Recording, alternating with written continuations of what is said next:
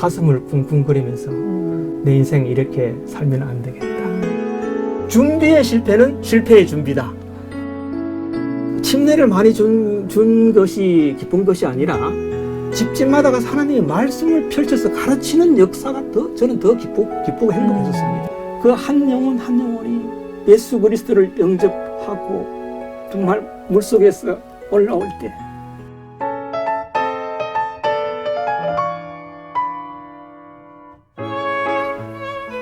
안녕하세요. 소중한 사람들과 다양한 빛깔의 신앙 이야기를 나누고 공감하는 시간, 김설아의 신앙공감 플러스입니다. 저희 집에는 선교사가 5이 있습니다. 무슨 이야기인지 궁금하시죠? 오늘 모실 분은요, 모국어로 된 한 권의 성경을 보내는 것은 그 가정에 영원한 선교사를 파송하는 것이다 라는 슬로건을 걸고 1000권 성경 보내기 운동을 벌이고 계신 분입니다. 1000권 성경 보내기 운동 대표이자 다합교회 평신도 사역자이신 한종석 장로님을 모시도록 하겠습니다. 어서 오세요, 장로님. 안녕하세요. 멀리 전라도 광양에서부터 새벽부터 출발해서 오시느라 정말 고생 많으셨습니다. 오늘 출연해 주셔서 정말 감사드립니다. 감사합니다. 장로님, 1000권 성경 보내기 운동에 대해서 잠깐 소개 좀 부탁드릴게요. 1000권 성경 보내기 운동은 제가 선교사로 다녀온 이후에 끝나지 않는 선교사가 펼치는 전 세계적으로 성경이 없는 곳에 성경을 보내서 하나님의 사랑을 이 세상 곳곳에 가득 채우는 운동이 바로 1000권 성경 보내기 운동입니다.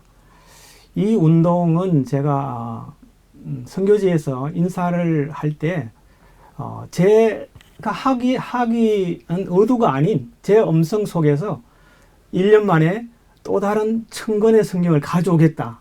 이런 하나의 언어가 나온 것입니다. 사실 선교사 급여가 그때 한 5만 원 정도 받고 있을 때 한 권에 10,000원씩 한 성경 1000권을 가져온다면 1,000만 원의 돈이 필요하잖아요. 네. 그래서 제가 선교지를 떠나오면서 지인들에게 이 메일을 보내고 CBS 교과방송 하시는 우리 정수희 목사님에게 메일을 보내서 이 방송을 좀 부탁드렸습니다. 그런데 이 운동은 제가 하는 운동이 아니라 성령께서 함께 하신다면 1년 이내에 1000권의 성경을 가져올 수 있겠다고 생각이 들었습니다. 그래서 기도하는 가운데 한 달 남짓 됐는데 미국에 있는 나성 어느 중앙교회 장로님으로부터 메일이 왔습니다. 네. 제 선교지 소식을 듣고 우리 선교사님이 벌이는 이 1000권 성경 보내기 운동에 우리가 동참하겠다. 그래서 제가 이제 선교지에서 있던 스토리들을 메일로 보냈을 때 그 장로님이 들어보더니 아직도 이렇게 미비하냐. 우리 나성 중앙교회 전 교우들이 성경 보내기 운동에 동참하겠다. 이런 하나의 소식을 보내오면서 그 교회가 360권 이상의 성경을 보내오게 되었습니다. 이렇게 돼서 1년 만에 제가 그 선교에서 한 인사의 목표를 가지고 1년 만에 1000권 성경을 가져간 것이 이제 시작이 계기가 되었습니다. 현재는 지금 여러 나라에, 그렇죠? 네, 그래서 제가 성경 보내기 운동을 하고 한 번을 하고 나니까 이것은 밑 빠진 독에 물 붓기다. 네. 하나님이 이 세상 곳곳에 말씀이 충만하게 되기를 원하시는 그 뜻을 알고 이것은 일회성으로 끝나는 것이 아니라 예수님 오실 때까지 계속하고 싶은 마음이 생겼습니다. 왜냐하면 육신의 빵을 돌라는 것이 아니라 영생에 필요한 생명의 빵을 우리에게 돌라고 아우성을 치고 있는 그 소식을 듣고 이것은 정말 주님이 꼭 원하는 운동이다. 이렇게 해서 현재 여러 나라의 성경을 보내고 있습니다.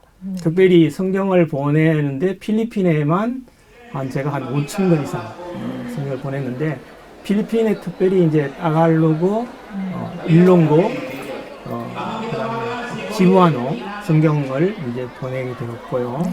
그다음에 이제 파키스탄에 3,300권, 그다음에 베트남에 2,000권 2년에 걸쳐 보냈고, 그다음에 방글라데시에 또 1000권을 보냈으며, 또 이제 1월 초에 필리핀 오지 선교하시는 그룹에 또 다른 1000권을 보내기로 했고요. 그 이어서 다시 또 청건을 파키스탄에 보내기로 이렇게 했습니다. 아, 정말 이렇게 근데 청건 성경 보내기 운동을 벌이게 되신 것이 하나님께서 주신 영혼에 대한 사랑의 마음에서 비롯되었다는 생각이 드는데요. 왜냐하면 제가 이제 선교시에서 침례받은 이들에게 이들이 말씀이 없으면 신앙이 차릴 수 없다. 그들이 하나님을 알고 하나님을 사랑하는 데는 성경이란 책이 반드시 필요하다. 저는 그렇게 생각했습니다. 네네. 성경이 없이 이들의 신앙을 잘하고 기도한다는 것은 있을 수가 없는 일이고 네. 특별히 우리가 우리나라 언어로 된 성경을 읽을 때 감동이 있는 것처럼 아무리 영어를 잘한다 해도 영어 성경에서 감동이 없는 것처럼 모국어로 된 성경을 읽을 때 감동이 있는 거라고 저는 생각이 들어져서 제가 슬로건을 항상 거는 것이 모국어로 된 청건 성경을 보낸다. 이 청건이란 말은 이 청건이 모여지면 청건을 보낼 수 있는 돈이 모여지면 또 청건을 보내는 그런 운동을 하는 것입니다. 그래서 계획을 하다가 인도에 청건 성경을 보내려고 하니까 거기 있는 목사님 말씀이 성경이 먼저 필요한 것이 아니라 10명 중에 5명이 글을 읽을 수 없으니까 힌디어 교실을 좀 열었으면 좋겠다는 생각을 말씀하시더라고요. 그래서 그럼 무엇이 필요합니까? 그러면 힌디어 교실을 열어서 힌디어 교실에 글을 읽을 수 아는 사람에게 성경을 나눠주겠다. 그렇게 해서 힌디어 교실에 힌디어를 배울 수 있는 교재, 그리스도인들이 배울 수 있는 그 교재를 3,000권을 먼저 인쇄를 하고, 왜냐하면 거기에 그 북인도 연합회에다가 요청을 했습니다. 제가 힌디어 교실을 열 테니까 등록생을 받아라. 이렇게 하니까 북인도 연합회에서 등록을 받으니까 980여 교회에서 2,760명이 힌디어 교실 등록을 받게 되었습니다.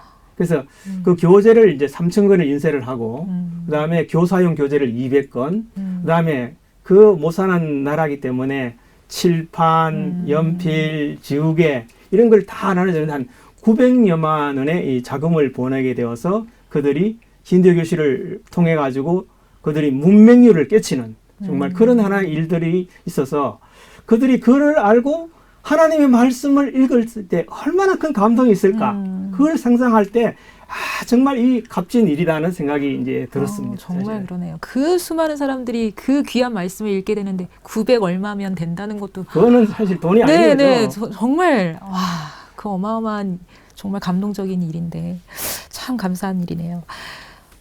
장로님께는 하나님께서 특별히 그런 영혼을 사랑하는 마음, 약한 자들을 사랑하는 마음을 또 더 이렇게 일찍이부터 심어 주셨나 봐요.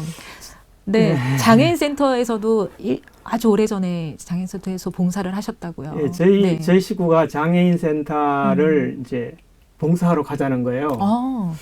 그래서 우리가 봉사하는 삶이야말로 최고의 행복이 아니냐. 네. 그래서 갔는데 장애인 그때 굉장히 좀 잘 나가실 때라고. 왜냐하면 네. 이제 369 대리점을 11년 하고 네네네. 대리점을 정리한 모든 재산, 모든 재물을 다 가지고 가게 되었어요. 네. 됐는데 4명의 장애인들을 돌보면서 시작을 했는데 네. 제가 마치고 날 때는 40여 명이 넘는 이었습니다. 장애인들을 씻기고 또 입히고 먹이고 또 병원 데리고가고 또 장애인 카드가 없는 사람들은 카드를 만들어주면서 그들을 돌보면서 그들과 함께 지냈던 것이 너무 행복한 그런 추억을 가지고 있습니다. 네, 행복한 그 장애인들을 보살핀 거에 대해서는 정말 가슴 따뜻하고 행복한 추억인데 또 좀 어려움도 있으셨다면서요. 예, 맨몸으로 나오셨다고. 예, 왜냐하면 네네네. 사실 거기에 있으면서 뭐를 더 가져오고 싶은 마음이 없었습니다. 네. 그때가 40대 중반이었어요. 그래서 제 인생을 새롭게 출발하는 그런 하나의 기산점으로 삼았는데요. 거기를 나오고 40대 중반이 되니까 직장을 구하려고 이 백방으로 알아봐도 직장을 구하기가 아주 힘들어서 충청도에 있는 모 교회 이 도로가방에서 3개월을 그 교회에 리모델링 하는 것을 도와주면서 지냈던 그런 기억이 있습니다. 아유, 그런데 그렇게 힘들게 정말 정말 좋은 의도로 시작한 이제 그런 봉사활동과 이런 활동들이지만 빈털터리가 이렇게 되고 정말 이렇게 힘든 상황에서 이제 천천히 이렇게 기반을 좀 쌓아가시고 좀 이렇게 안정된 삶이 된 것 같은 그 시점에 또 선교사로 지원을 또 하셨다고요. 그런데 이제 장애인 센터에서 봉사한 개월수만큼 우리 하나님께서는 기적적으로 저를 도와주시는 것을 느꼈어요. 왜냐하면은 쌀이 떨어지지 않고 사실 쌀이 없는데 직장에 갔다 오면 쌀이 딱 택배로 딱 와 있는 거예요. 그래서 그 해에 이제 식품회사에 다니다 보니까 식품회사 다니면 문제를 덮어쓰잖아요. 그래서 집에 오면은 막 목욕을 해야 되는데 정말 단칸방에 그 보일러에 그 겨울 내내 기름이 떨어지지 않는 그런 기적도 이제 보게 된 겁니다, 사실은. 그래서 하나님의 이름으로 하는 봉사는 반드시 이 수고에 대한 보상이 있다는 것을 저는 사실 느끼게 되었어요, 사실은. 그래서 너무 행복한 보상이었고, 그 다음에 장애인 센터에서 봉사한 그 봉사를 똑같은 지역교회에서 하게 됐을 때, 날마다 행복이 넘치는 그런 생활을 사실 하게 되었었습니다. 장로님은 돌보는 일에서 느끼는 그 행복이 양식이셨던 것 같아요. 그런데 이제 뭐 이렇게 국내에서 또 아이들도 돌보면서 이렇게 좀 봉사를 하셔도 좋았을 텐데 어떻게 선교사까지 그것도 50대 중반의 나이에 또 부부가 다 같이 자녀들은 두고 이렇게 가실 결심을 하게 되셨는데 어떤 계기가 있으셨던 거예요? 봉사를 하고 난 다음에 다시 이제 그 선교사를 하기까지는 약간의 시간들이 있었는데 장애인 센터를 마치고 이제 식품회사에 다니다가 1년 만에 우리 식구가 식품 기계에 손이 절단될 위기에 장애를 당하게 됩니다. 그래서 거기에서 정말 너무 가슴이 아팠어요. 그래서 그 직장을 간두고 다시 새롭게 옮긴 직장을 이제 다닐 때 너무너무 일이 바쁜 거예요. 자, 이 인생은 이렇게 바쁘게 사는 것이 아니라는 생각을 했는데 어느 날 2006년 어느 추석이 가까우는 날 새벽 한 5시쯤에 서해안 고속도로를 통해서 배달을 갈 때 칠흑같이 어두운 안개가 가득 끼어 있었습니다. 횡담도 휴게소를 들어가는데 보통 휴게소 들어가면 뭐 공기도 좀 쐬고 뭐 물도 한 잔 마시고 이렇게 왔는데 그날따라 제 가슴을 뭔가 막 미는 그런 느낌이 딱 들었었어요. 네. 그런데 그래서 저는 얼른 화장실을 갔다가 차로 들어와서 고속도로를 올렸을 때 이미 고속도로의 중간에 사고가 나 있었습니다. 그래서 저는 대형 트럭과 소형 트럭 그 사고 난 그 사이를 빠져나오는 순간에 그 뒤에부터 아수라장이 된 엄청난 큰 사고가 일어나게 되었었습니다. 소리를 다 들으신 거예요? 그 충돌 소리들을? 네, 그래서 사실 제 찰나에 제가 그 사고 현장을 빠져오는 순간이 되었는데 가슴이 망망해지를 하는 겁니다. 그래서 뉴스를 딱 들어보니까 상하행선 12시간이 거의 그날 통행이 됐고 수많은 차들과 수많은 인명피해가 이제 나게 되었었습니다. 네. 야, 제가 사실 그날부터 2달간 가슴을 쿵쿵거리면서 내 인생 이렇게 살면 안 되겠다. 새롭게 선교를 위한, 왜냐하면 너무 바쁜 움직임 속에서 도저히 복음을 전하러 갈 일은 없는 거예요, 사실은. 예. 그래서 복음을 전하기 위해서 내 삶을 좀 더 완전히 바꿔야 되겠다는 생각을 가지고 선교지로 가게 되었죠. 네. 그런데 뭐 그 선교지로 가신 게 뭐 단기 1년 이런 게 아니고 정말 오랜 기간 몇 년을 선교지에 계셨던 거죠? 선교지에서는 이제 8년을 있었는데요. 네. 처음 선교지로 갈 때는 사실은 2008년 11월 6일 날 가게 됐는데 네. 그때 또 살림 싹 다 없애버리고 맨몸으로 네, 갔습니다. 살림을 몇 번째 터시는 건지 네, 여러 번 이제 털게 되었죠. 네. 사실은. 그래서 선교지로 갔을 때 김치 레스토랑을 시작했거든요. 그러니까 천명 선교사로 가신 게 아니고 예. 이렇게 처음에는 네네. 이제 천명 선교사로 가려고 그러니까 네. 그때 영어 교육비가 500불씩 이제 필요했었습니다. 네. 그래서 그 500불을 좀 벌기 위해서 일단 먼저 네. 작업 선교를 좀 해야 되겠다는 생각이 이제 네. 들어가지고 네네. 김치 분식점 이제 아마도 필리핀에서 김치 분식점을 시작했습니다. 네. 한 4개월 정도는 잘 경영이 되는가 싶었더니 4개월 지나고 나니까 이게 손님이 없는 거예요. 가져간 돈도 다 까먹고, 야, 이게 또 출입국 관리 사무실에서 또 막 이 비자 체크를 하고 오고 이렇게 하는 게서 이게 내 할 일이 아니구나. 선교지를 찾아가는 것이 내 일이구나 하면서 그때부터 그 지역에 이제 성도님들이 안내를 받아서 선교지를 방문하는데 행복이 밀려오는 겁니다. 그런데 마침 그 당시 이 천명선교소 원장님이신 주민호 목사님이 오셔가지고 한 장로님 영어 교육이 보려면 저 팔라원에 우리 성도님이 하는 호텔에 매니저를 좀 가면 어떻겠냐. 그래서 제가 이제 그때 민다나오에서 팔라완으로 이제 자리를 옮기게 됩니다. 사실 그때만 해도 영어를 한마디도 못하는 네. 그런데 호텔 매니저로 가서 영어와 부딪히고 또 이 필리핀 직원들을 다루면서 그 당시에 그 지역에 굉장한 선교 일들을 경험하게 되었습니다. 네. 뭐 한국에 있는 삼육중앙교회 전도팀들을 초청하고 전대회를 했어도 많은 의료봉사와 또 침례자를 내기도 하고 했는데 이 일이 너무 이렇게 그 지역 합회에서 잘 되니까 합회에서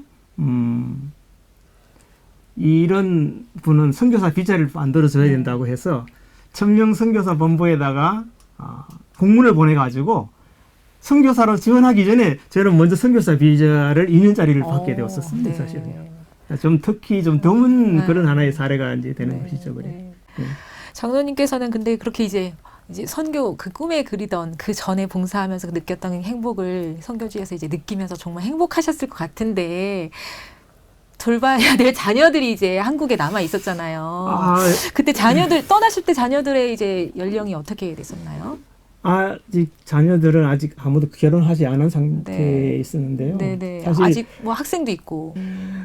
한창 아이들이 커야 되고 공부해야 될 시기에 네. 자녀들을 안 돌보고 네. 어떻게 선교를 가냐고 그러니까요. 다 친구들이 말리고 이런 네. 상황이었지만 네네네.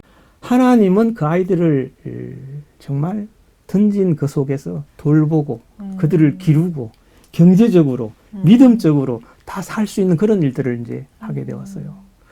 그런데 사실 던졌다고 던진 것이 아니라 그 아이들에게 시기적절하게 제가 선교사 갔다 와서 그들이 내가 보낸 편지들을 살펴보니까 빛바랜 편지들을 읽어보니까 어떻게 이 시기에 이렇게 적절한 편지를 보냈을까?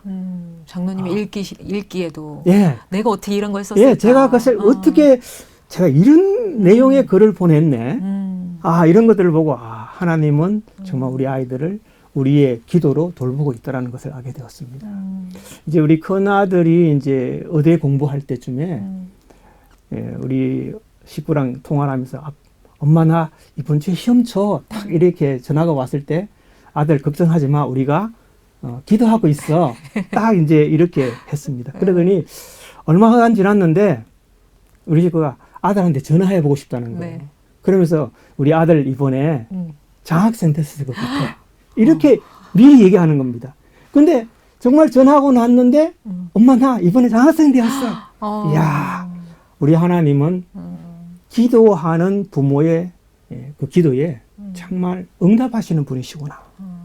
정말 우리가 선교를 열심히 일하고 기도할 때 우리 하나님은 우리 자녀들을 기르고 우리 자녀들에게 정말 축복해주는 그런 하나의 기쁨 속에 자녀들이 한국에 떨어져 있었지만 오직 저희들은 선교지에서 복음을 위해서 열심히 일하는 그런 하나의 아름다운 시간들을 보낸 것 같아요. 자녀 중에도 선교사가 있고. 저희 딸이 선교사 25기 천명선교사 출신이고 네. 저희 며느리가 또 19기 선교사 출신입니다. 선교사 가족이시네요. 네. 이제 뭐 자급 선교사에서 이제 1000명 선교사로 부름을 받았을 때 네네. 한국에 나오셨을 때 1000명을 구원하고 오겠다. 이렇게 선포를 하셨다고. 이제 네. 선교사로 네네. 훈련을 가기 전에 잠시 이제 한 달 정도 휴가를 와서 우리 아들이 그때 여기 삼육중앙교회에 출석하고 있었는데요. 그날 이제 화요일 저녁 예배를 마치고 우리 혜금 목사님이 네. 한장로님 내일 선교사로 가니까 인사 한번 하십시오 이렇게 딱 하는데 네. 제가 갑자기 네, 네. 인사를 하는데 성도님들 앞에서 1000명의 영혼을 구원하고 오겠습니다 이렇게 인사를 하는 거예요. 제가 깜짝 놀랐죠. 저는 그 말씀이 네. 이사야 60장 22절에 그 작은 자가 1000명을 이루겠고 그 약한 자가 강국을 이룰 것이라 나 여호와가 속히 이 일을 이루리라. 그 말씀을 딱 붙잡고 저는 선교사로 가서부터 마치고까지 한 번도 그 기도의 제목을 놓치지 않았습니다. 언제나 지금도 제가 낡은 성경책에 네. 제 기도 제목이 그대로 적혀져 있습니다. 1000명의 영혼을 주십시오. 어. 또 예수님의 마음으로 늘 살게 해 주십시오. 이렇게 해서 그래서 1000명을 구원하셨나요? 그래서 이제 첫 번째 네네. 전도회를 시작할 때요. 네네. 제가 이제 선교지를 갔죠. 근데 이 권혁우 목사님이 처음에 출발하기 전에 100명 영혼 구하기도 힘들 텐데 어떻게 1000명을 구하느냐고 라는 네. 그런 반문을 하시더라고요. 그래서 목사님 베드로도 하루에 3000명도 침례 중고 있는데 우리가 그 마음으로 돌아가게 된다면 하나님 틀림없이 영혼을 주실 것이다. 저는 그렇게 믿습니다. 해서 네. 그 얘기를 이제 선교지의 지구장 목사님한테 말씀을 드렸어요. 그런데 목사님이 너 농담하냐 이렇게 하시는 거예요. 그런데 어느 날 갑자기 로마닌다 치대에서 봉사하러 온다는 얘기가 왔었습니다. 왔는데 그때 제가 하나님 정말 역사를 이루어 주십시오.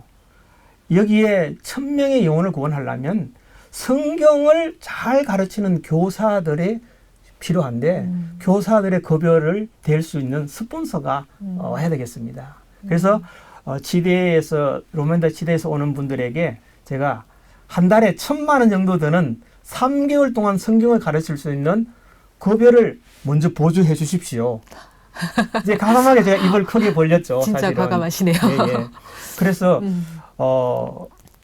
먼저 이제 돈이 오기 전에 네. 돈이 이제 급여 오기 전에 우리 지구장 목사님한테 목회자 협의회 가서 성경 가르칠 교사 30명을 요청하십시오. 딱 했는데 목사님이 말씀하시기를 네. 너 지금 30명?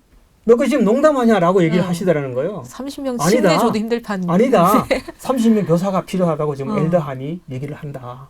그런데 그 얘기를 하고 와서 돈이 미국에서부터 딱 1000만 원이 딱 온 거예요. 30명 급여가 딱 온 거예요. 거기서는 고민이 없었을까요? 기도 왜 엄청나게 사실 부담이 된다고 말씀하셨습니다. 네, 그 네. 돈을 마련하기 위해서 백방으로 기도하고 사실 선교지의 모든 위기 가운데 있었지만 그 자금도 다 마련되고 그 선교팀들이 미국에서 32명이 왔습니다. 사실은 32명이 왔는데 하나에서 10가지 완벽하게 준비를 했어요. 그래서 준비의 실패는 실패의 준비다. 이런 하나의 슬로건을 가지고 완벽하게 준비를 했고 저는 사실 거기 30명의 성경 가르치는 레이만들을 매일 체크하기 시작했습니다. 지금 몇 명을 만나고 있고 누구를 가르치고 있는지 다 제가 보고를 받으면서 레포트를 안 주면 제가 급여를 안 주겠다고 그랬어요. 확실하시네요. 네, 그렇게 하니까 그 30명의 성경 가르치는 교사들이 하루에 5군데씩 하루에 매일 150군데에서 하나님의 말씀을 펼쳐서 가르치는 일들이 벌어진 것입니다. 야, 저는 침례를 많이 준 것이 기쁜 것이 아니라 집집마다 가서 하나님의 말씀을 펼쳐서 가르치는 역사가 저는 더 기쁘고 행복했었습니다. 네. 사실은요. 그리고 이제 그 전도팀들이 왔을 때가 네. 6월 달이었습니다. 필리핀이 6월 달이 한창 우기였잖아요. 네. 얼마나 하나님께 기도를 했는지 전도회가 끝나도록 한 번도 비가 오지 않았고 정말 그 전도팀들이 가면서 한 장로님 홍수 날까 조심하십시오 라고 얘기를 했는데 정말로 그 분들이 가고 나서 그 구름 기둥을 붙던 하나님이 간 다음에 기름 기둥을 나가 홍수가 나는 일들이 사실 있었습니다. 정말. 이야, 그런 한 해 정말 스릴 넘친 그래서 선교지에서 첫 번에 725명이 큰 대형 수영장을 빌려가지고 지구에 있는 안수받은 모든 목사님들이 합해서 다 와가지고 3시간 이상에 걸치는 침례식을 할 때 그 한 영혼 한 영혼이 예수 그리스도를 영접하고 정말 물속에서 올라올 때 정말 그 모습은 한 영혼이 천하보다 귀하다는 예수님의 그 말씀을 정말 대표하는 것 같았어요. 정말 꿈만 같은 그런 하나의 아름다운 시간이었고, 그래서 선교지에서 10개월 동안 있는 제 삶을 제가 돌아봤을 때 정말 톱니바퀴처럼 정확한 계획과 기호 속에 이루어졌는데, 그 말씀은 제가 선교사 훈련을 받을 때 있잖아요. 매일 아침 하나님의 말씀으로 하루를 시작하게 되었고, 말씀을 붙들었을 적에 그 말씀을 이루어주시는 예수님이 저와 항상 동행했다는 것을 경험하게 되었습니다. 아멘. 정말 감사합니다. 하나님께서는 장로님께 특별히 장애인들을 또 특별히 생각하는 마음을 또 주셨나 봐요. 선교지에서 9순9개월 환자들을 수술 받을 수 있도록 이렇게 하셨다고요. 네. 선교지에서는 이제 제가 좀 나이가 들어서 선교자로 갔잖아요. 네네네. 그래서 나이가 들었고 좀 선진국이고 또 한국이 좀 선진국이라고 생각했을 적에 선교지에 무슨 일을 도와줘야 될지가 보였었습니다. 네. 특별히 정말 소외되고 어려운 이들을 돕는 일이 정말 너무나 기쁜 일이다. 이렇게 해서 9순9개월 친구들, 우리 재림교인이 있었어요. 이 청년이 너무 순진한데 그 장애를 가지고 있었기 때문에 부끄러워하고 해서 이들을 좀 수술을 받게 했으면 좋겠다. 네. 근데 이 한 명이 수술하는데 이들이 평생을 벌어도 그 수술비를 댈 수가 없는 거예요. 그래서 한국에 있는 SDA 의사에다가 전화를 걸어가지고 저희 선교지에 이런 환자들이 있는데 9순9개월 환자들이 있는데 좀 수술을 해줄 수 있습니까? 하니까 수술을 해주겠다는 거예요. 그래서 제가 이 이장회의, 한마디 한국의 이장회의에 가서 그런 아이들이 몇 명이나 있는지 좀 조사를 해달라고 그러니까 이분들이 자기 동네에는 그런 장애인들이 없다고 얘기를 하는 겁니다. 왜냐하면 이 얘기하는 게 부끄러운 이야기인 겁니다. 해외 선교 네. 한 데는. 그래서 우리 거기에 선교지에 있는 청년과 함께 제가 마을을 물어서 다녔습니다. 다녀보니까 9순9개월이 3살 어린이부터 52살까지 30명이 넘는 환자들이 있는 거예요. 네. 30명이 넘는 환자들을 있는 것을 이제 한국에다 통보를 하고 했는데, 그들을 수술하러 오기로 된 날짜 일주일 전에 제가 이 잠부안가 무슬림 지역에 선교지가 있다 보니까 그쪽에서 쿠데타가 일어나서 경찰 19명이 사망하는 사건이 이제 생기게 되었습니다. 그래서 한국에서 올려하는 의사들이 그런 뉴스를 인터넷을 통해서 보고 하루 전에 못 오겠다는 통보를 하시는 거예요.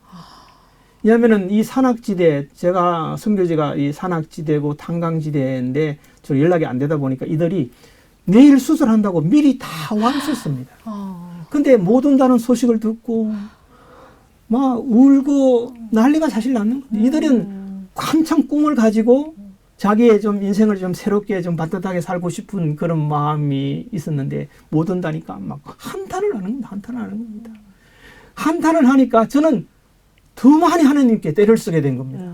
하나님 반드시 이들을 좀 수술 받게 해 주십시오. 그래서 이제 한국에 전화를 하니까 제 선교의 첫 사역이 끝난 다음에 오신다는 거예요.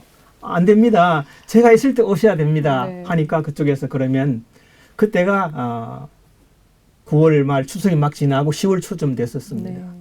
네. 그러니까 11월 달에 선교사님에 있는 선교지는 못 가도 제3지역으로 환자들을 데리고 오면 수술을 해주겠습니다. 라는 통보를 받았습니다. 네. 받았는데 참 아쉽게도 그들을 이제 데리고 갈 교통비 때문에 30명은 다 수술해 줄 수 없고 10명만 수술을 해줄 테니 그들을 데려오라는 것이었습니다. 그래서 10명을 이제 세부에 있는 우리 재림교회 병원에서 수술을 하기로 계속 접촉을 했을 때 재림교회 병원에서 사실 수술을 허락을 안 해줬습니다.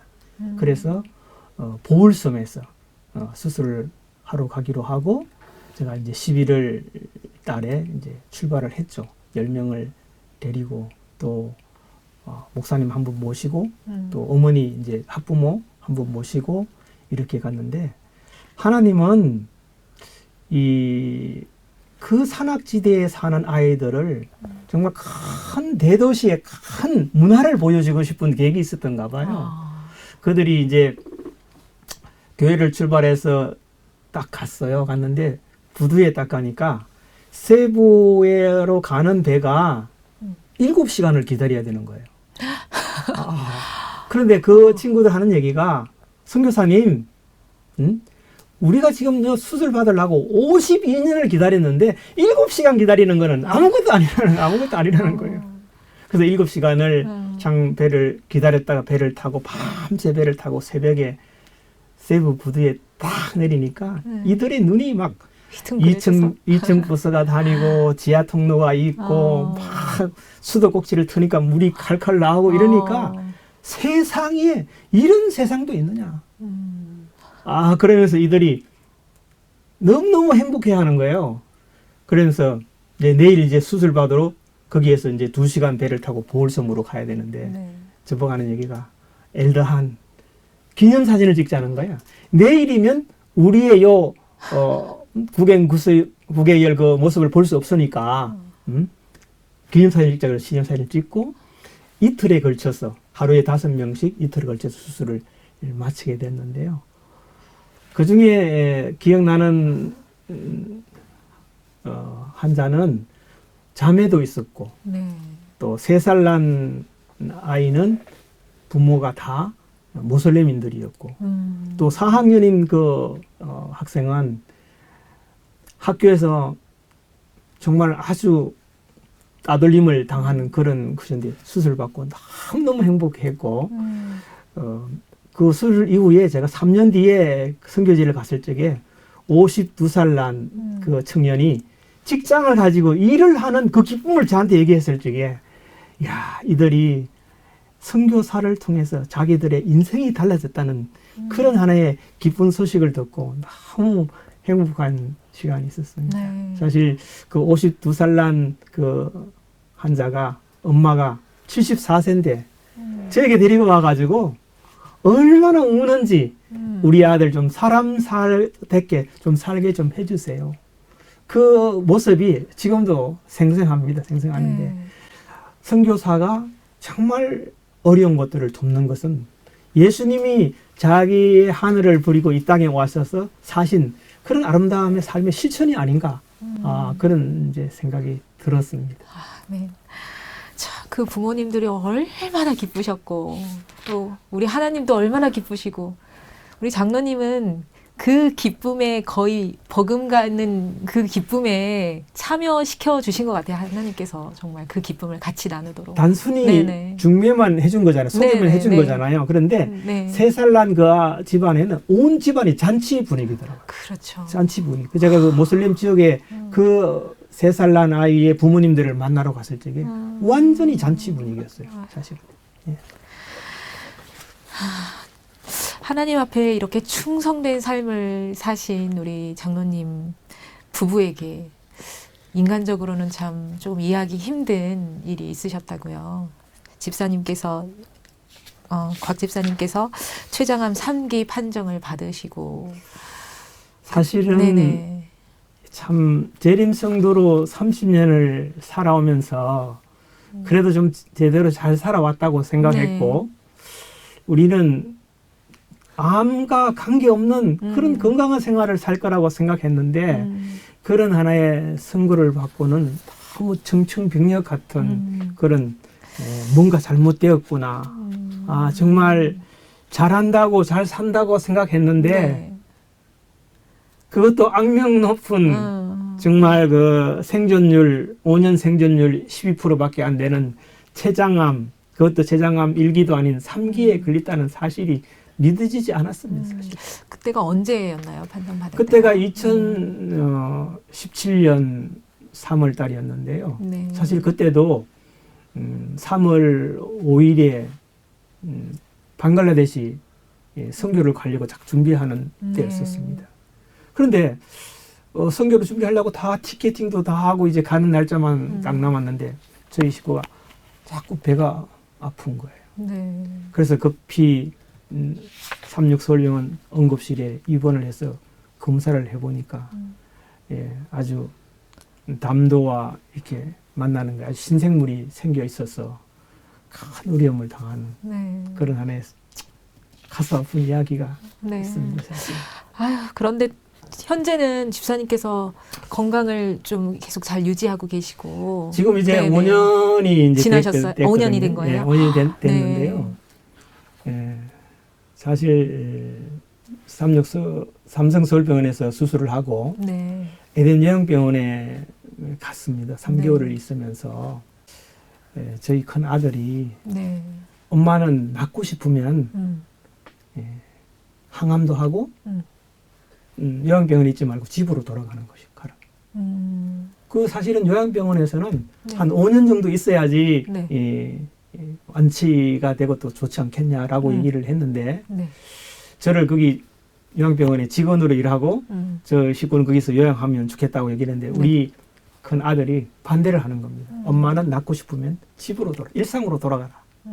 그러니까 우리 식구가 너무 서운해가지고 사실 거기 요양병원에 있을 때는 계속 환자지만 일상에 돌아가는 것이 회복을 위한 첫걸음이라는 것입니다. 환자라는 생각을 떨쳐버리는 에덴 요양병원에 갔어도 죽을 고비를 많이 사실 넘겼습니다. 여러 번 넘겼는데 저희 식구가 참 고맙고 감사한 게 뭐냐면 네. 제가 이제 사실은 선교지로 막 방문을 가는 스케줄이 되게 많이 있었어요. 근데 방글라데시 가는 것만 포기를 하고 그 수술한 그 해에 선교팀들을 이끌고 7번을 해외를 다녀온 일이 있었습니다. 사실은요. 그럴 때마다 친구 선교사에게 우리 식구를 맡겨놓고 갔는데요. 너무 하셨어요. 근데 정말 저희 식구가 회복된 것은 네. 하나님 은혜가 충만하지만 네. 찬양을 정말 너무 좋아했어요. 네. 너무 찬양을 좋아해가지고 병원에서도 너무 막 기력이 없고 막 힘들 때는 그 기도방에 가서 찬양을 1시간 하고 나면 사람이 언제 아팠냐 하면서 딱 깨어나는 거예요. 그래서 찬양은 뭐 진통제의 4,000배라고 그러나요? 네. 지금도 저희들 사실 아침 예배나 전 예배 드릴 때는 찬양을 3곡 이상씩 반드시 부릅니다. 이게 아예 최고의 약인 것 같아요. 명약 같아요. 네. 그렇게 해서 지금 거의 완전히 회복되었고요. 저는 췌장암이 도리어 네. 우리의 삶에 저를 축복해주는 하나의 축복의 시간이었습니다. 왜냐하면 제가 사실 저보고 제가 이랬어요. 우리 식구보 당신이 나에게 30년간 요리를 해줬으니까 지금부터 나는 30년간 당신에게 요리해주고 싶다고 해가지고 사실 발병한 이후부터 좋은 음식 올바른 식사 그 책을 읽고 아침 저녁 예배 때 반드시 읽고 우리 식구보고 저는 당신은 부엌에 들어오지 마세요. 제가 요리를 해서 계속 지금 5년째 와. 100% 남편이 만드는 항암 요리사가 되는데 그렇게 음식을 하면서 하루 1일 2식 식사를 하면서 1등급 식품을 먹고 또 식품 첨가물이 안 들어간 살아있는 그대로의 영양을 통해 가지고 제가 바라현미 식사를 이제 하거든요. 네. 근데 밥이 얼마나 맛있는지 몰라요. 그래서 완전히 이제 되었죠. 됐는데 이야. 처음에는 많이 힘들었지만 네. 매일매일 정말 제가 당신은 분초마다 좋아지고 있어. 이렇게 격려를 하면서 네. 사랑하게 되었고 네. 또 부부애가 너무 좋아졌고 네. 또 그로 인해서 하나님의 그 사랑을 네. 느끼는 것들이 너무 좋아서 바로 췌장암도 축복으로 이런 내용들이 이 건강 다이제스트에도 나가게 되었고 네. 또 췌장암에 대한 살아있는 실존 이것이 TV조선에 네. 또 방영돼서 출연을 해보기도 하고 네. 해서 정말 하나님은 제장암을 통해 가지고 우리의 신앙을 한 단계 성숙시켜주는 네. 또 저를 정말 변화시켜주는. 네. 그래서 과거에는 뭘 막 물으면 막 투정도 부리고 짜증도 내던 것들이 싹 없어졌어요. 장로님께서요? 예, 싹 없어졌어요. 그래서 하나님은 당신이 병들게 한 것은 나를 예수님 닮으라고 그렇게 이런 얘기도 하고 너무 네. 지금은 너무 행복하게 잘 지내고 있습니다. 집사님 좋으시겠다. 앞으로 그래서 25년이나 남았어. 밥 해줄 남자. 저는 그래도 그래서 우리 집에 네. 누구라도 오시면 네. 제가 건강 식단으로 네. 대접해 드리고 싶은 그런 와, 마음이 있습니다. 저 가고 싶습니다. 한번 오시면 장로님의 이야기를 들으면 참 한 사람의 인생이라고 하기에는 너무 굴곡들이 많은데 네. 이런 인생의 힘든 과정 중에서 장로님을 붙들어준 것이 있다면요? 저는 말씀 묵상이었다고 생각합니다. 네. 사실 선교지에서도 선교사 훈련을 받으면서 3개월간 훈련을 받으면서 매일 아침 말씀을 묵상한 것이 제 삶을 붙들어 주었어요. 네. 한 번은 선교지에서 이런 일이 있었어요. 10일간 비가 안 오니까 생활 용수가 없는 거예요. 정말 생활 용수가 없으니까 이게 막 주민들이 아프기 시작하고 저희들도 마실 물조차 없으니까 이게 어떻게 돼요? 네. 그런데 그럴지라도 하나님의 말씀을 읽고 방문을 갔는데 그날 하나님께 하나님 비를 좀 오게 해주세요. 네. 이 기도하고 했어요. 하니까 네. 그 밤에 천둥천 소리와 함께 비가 엄청나게 오는 거예요. 이야, 너무 기분이 좋았는데 네. 네. 기분이 좋다가 응. 옆 교실, 제가 교실에서 살았는데 교실 화장실에 수도꼭지가 틀어져서 물이 다 빠져나가는 소리가 나는 거예요. 응. 그래서 아침에 일어나 보니까 그렇게 왔던 비가 물이 하나도 없는 어떻게? 거예요. 그렇지만 동일하게 하나님 말씀 읽고 묵상하며 하나님 방문 다녀오겠습니다. 방문을 딱 가는데 네. 들려오는 목소리가 네. 하나님 저 탱크에 물 좀 채워주세요. 이게 딱 소리가 딱 나는 거예요. 제가. 네. 네. 그래서 제가 하나님 저 탱크에 하나님은 정말 저 탱크에 물 채울 수 있습니다 라고 방문을 갔다 왔지요. 네. 갔다 오고 나니까 들려오는 소리 너 가서 수도꼭지 한번 틀어봐라. 수도꼭지 틀어봐라. 근데 주변은 완전히 비온 흔적이 없었어요. 네. 근데 물을 틀었는 동시에 막 물이 콸콸 나와. 이야, 이게 정말 기적이 따로 없는 거예요, 사실. 네. 정말 이것이 기적이었고 그로 인하여 비 오지 아니했지만 물을 채워주시는 하나님을 경험하게 되는 그런 일들도 있을 거예요. 정말 제가 이제 지금도 요즘도 말씀을 바라보고 그 말씀 속에서 살아갈 때 정말 날마다 용기가 생기고 힘이 생기고 정말 불가능을 가능케 하는 힘은 말씀이 그 속에 있기 때문에 가능하다고 생각이 들어져서 매일 저희 아내와 함께 정말 말씀을 읽는 일은 너무나 꿀송이처럼 단 그런 경험들을 이제 하게 되는 것입니다. 아멘. 장로님이 요즘에 영어 공부도 하고 계신다면서요. 또 무슨 사실, 꿈을 꾸고 계신 거죠? 네, 저희 식구가 사실 저희들이 이제 네. 지금 현재 다합교회 평신도 지도자로 이제 일하고 있는데요. 네. 대충의 사실 자비랑 선교사 이렇게 가기로 일단 네. 하다가 일단은 코로나가 와서 이제 그 봉사하러 갔는데요. 네. 사실 선교지로 또 가고 싶은 그런 마음이 있어서 이제 영어 공부를 열심히 하고 있죠.